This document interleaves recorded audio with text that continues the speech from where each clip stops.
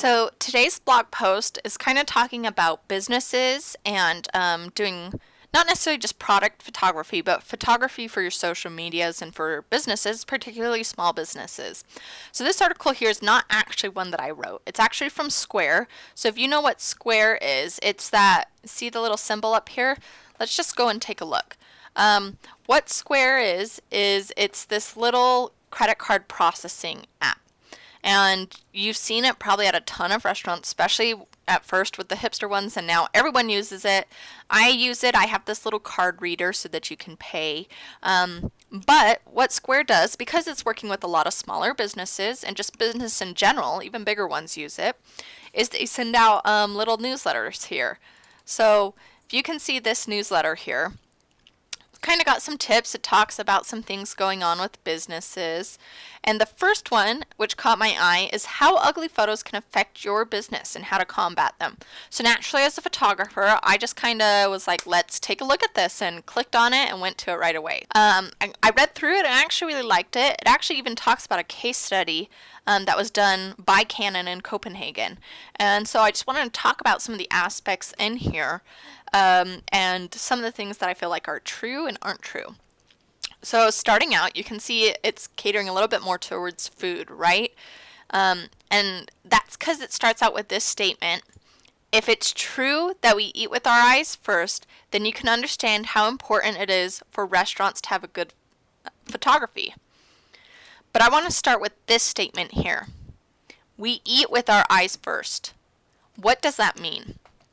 I also do digital marketing, and we're now in an age where with digital marketing, things are very, very visually based. If anything is difficult to comprehend visually, we move on. We swipe. We go to the next thing. We scroll. On websites, on social media, and emails, really anywhere. So what does that mean? We're looking for the yummy things to consume with our eyes. The yummy things being good visual photos, or articles or visual information, so like infographics. So that really can affect your business. That's what people look at nowadays. And as you know, on social media, a lot of things are moving to a more visual base. You can kind of share pictures on Twitter. Instagram is kind of the bigger platform for the younger generation. But Facebook, think about when you're scrolling through Facebook. Someone has a really long post.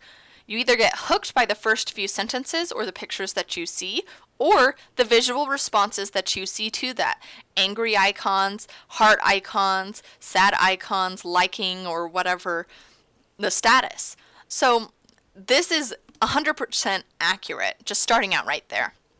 So as you go through, it kind of talks about the problem that you run into is you wouldn't want to hire a professional photographer and then get amateur photos. And with the amateur photographers popping up, that happens a lot. So that's point number 2 that I wanted to talk to, is there are a lot of amateur photographers out there. And that's just the nature, because of the way our society is moving, things are consumed, that's the nature of what's going to happen. So as a small business, when you are working with someone, you do have to do your homework. And that may not be the most fun part, but I mean, don't be afraid to ask a photographer that you work with for portfolio, or, explain maybe the difficult situations it can be in. Because, here it mentions bad lighting, poor composition, unflattering angles. Those are just a few of the things that make unappealing photos. And an amateur photographer is not going to understand that. They're just going to get lucky when they get good photos. So that's kind of point number 2. Point number 3 is in this third paragraph here, which is the case study that I previously mentioned. So this creative agency called Uncle Gray did a project for Canon.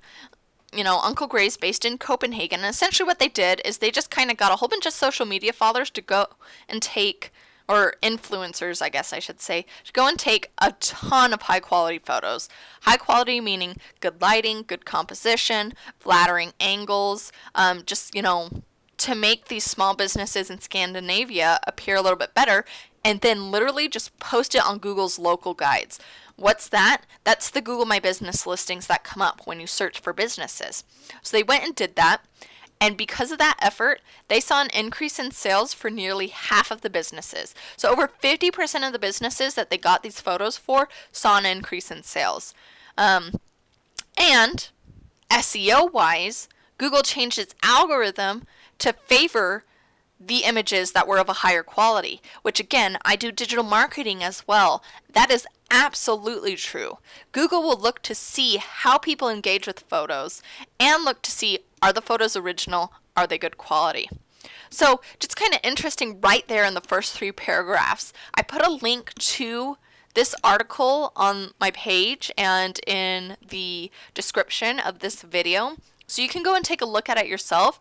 It does kind of give some tips that you can even go and do on your own to go and get good pictures. One of the last ones that I just wanted to talk to is team up with photography students. Is sometimes working with a photography student can be really well, but again, a lot of times these individuals may be in an amateur state. So again, just do your research. Just see what their portfolio looks like. Talk with them. See how confident they are. I highly suggest for your business working with a professional photographer, someone who's done product photography. If you have any questions about that, let me know.